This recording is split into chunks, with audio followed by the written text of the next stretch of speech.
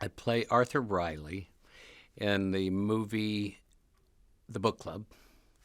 And he's one of those guys that started out with a small radio station, and he bought more, and then he's turned into a conglomerate, and he's just sold all of them and made a big score, and now he's just looking for happiness, companionship in his life. It's hilarious. I mean, honestly, I seldom do I get an opportunity to see something that I've done, and I sit there like an audience member and get lost, and I forget about the characters. I forget or forget about my character and forget about everything else and just enjoy the movie. And that's the experience that I had. I've known Jane for 40 years, like it says in the script. Like she and Arthur have, and I've had a crush on her for 40 years. So when the opportunity came up, I went, a lifelong dream fulfilled. Thank you, universe. And so we got to work together, and I got to play out that fantasy.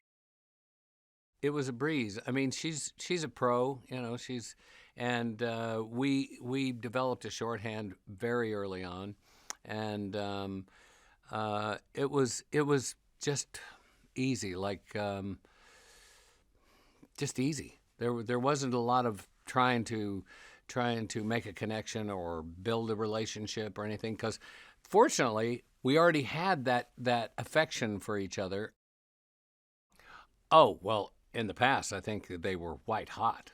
I mean, I think they fought and they made love and they had, it was a white hot relationship, and according to the script, he asked her to marry him, and she turned him down because of ambition, and because of her ambition. And I think those things, that happens a lot in real life. People just are on different trajectories. And then they were fortunate enough to come back together and find each other. So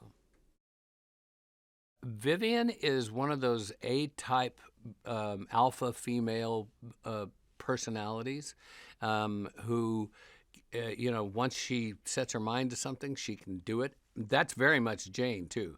Jane is irrepressible. She when Jane focuses on something, that thing gets moved or levitated. I don't think you could cast this movie any better than what Bill Holderman did.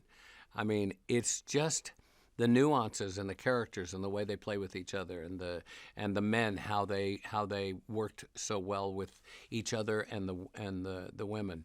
It's truly an ensemble piece where it takes all the pieces to make it, but it's just beautifully done. It's just sculpted and orchestrated, and I don't know if Bill is